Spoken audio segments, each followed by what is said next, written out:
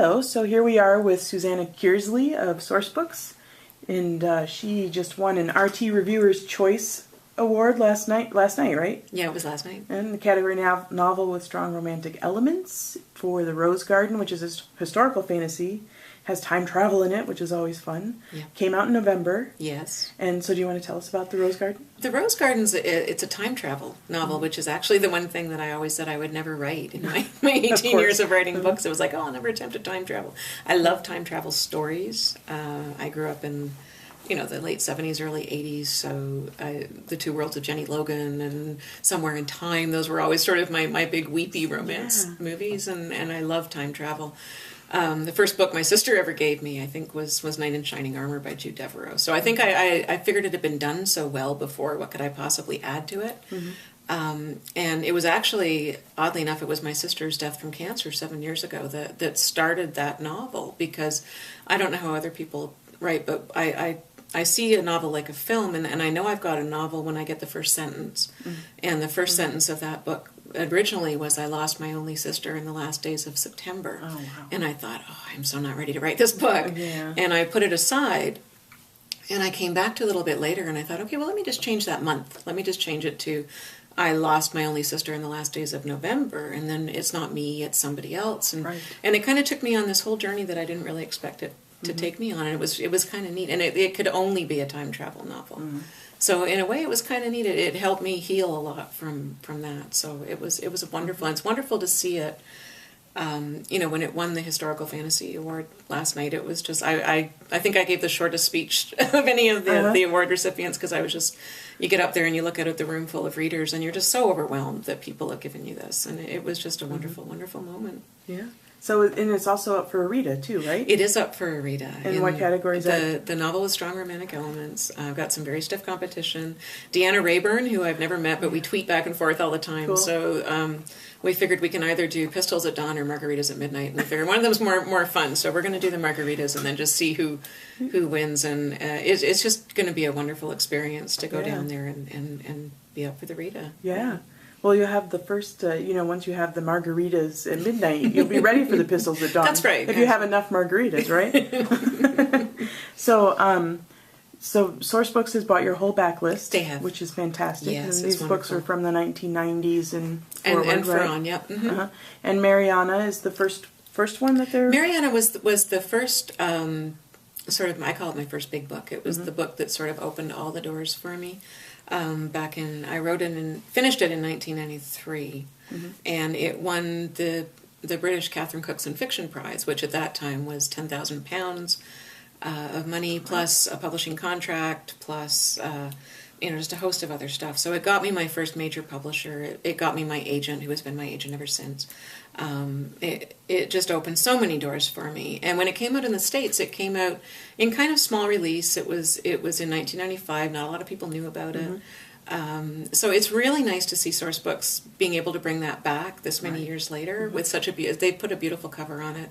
They're really sending it out into the world with sort of every advantage. So it's lovely to see that book get a second lease of life. Right, and it's a reincarnation. It is a reincarnation romance. It tells the story of a woman who has always been drawn to this one particular house in the English countryside, and she's not sure why. And when she finally gets enough money to buy a house of her own, this house happens to be for sale, so she buys it. And as she lives in this little village and starts getting to know the people there, she starts getting her own life tangled up with the life of a woman who lived there in the year of the Great Plague in 1665. So it's Restoration England, Charles II's on the throne, a lot of danger and intrigue and politics, and reincarnation, and two love stories again, which is kind of the way I like to write. It's very cool. Yeah. And you originally wrote that in the mid-1990s, so did you update it for I didn't. It's a hard decision for a writer to make, I think, because every time something gets reissued, you never think of that when you originally write it, that you're going to be faced with a republication of it down the road. And it's a decision you have to consciously make. I did take out a couple of commas. I did change a couple of forms of address that I got wrong, because I was in my mid-20s when I wrote the book. I wasn't quite as up on what to call different people then, so I'm a little better at it now. So I did change things that were blatantly wrong.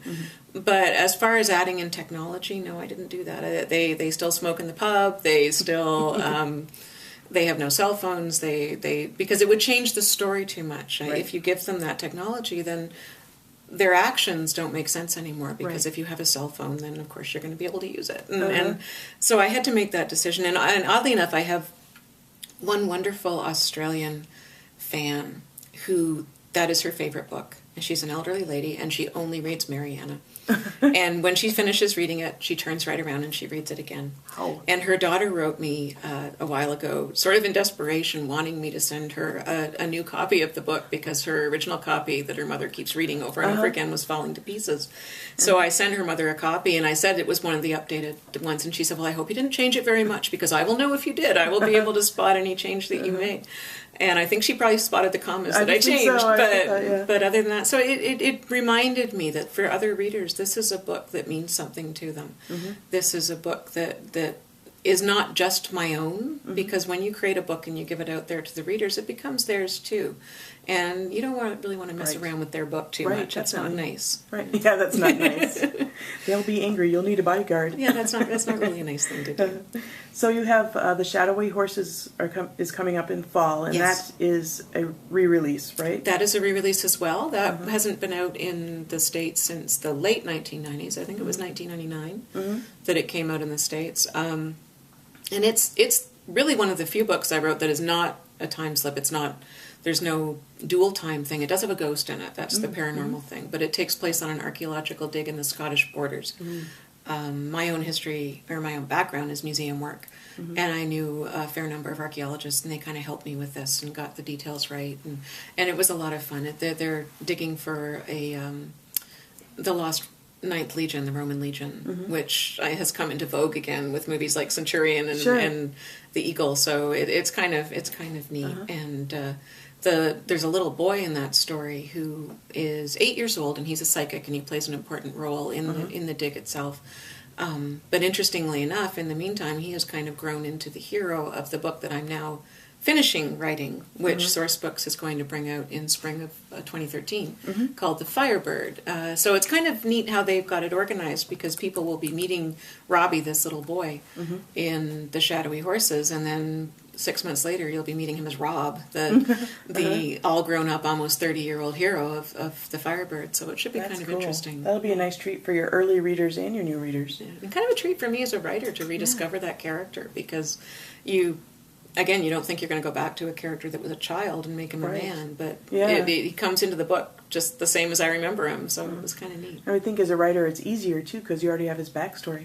You know what he is like, but it's like when you're looking at a child and trying to imagine what they look like as a grown-up. It's hard to do that. When you look at a grown-up and see a childhood picture of them, then you see the child in the grown-up very easily. And I found that was the way with Robbie, because I when I started writing him, again, I see it like a film, and he came into the scene and sat down, and he tilted his head a certain way that he had always done as a child, and I thought, oh, that's so neat. That's Robbie. That's my Robbie. Yeah. So it's just a joy to write him in this new book. That's so cool. I love that. I love that your characters are people to you. They become very real. Yeah, they're realistic.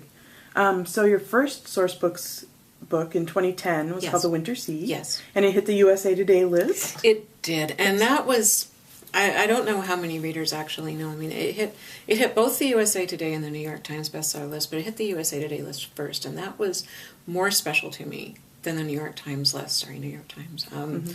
But the USA Today list is the only list in the country that is actually based solely on your sales.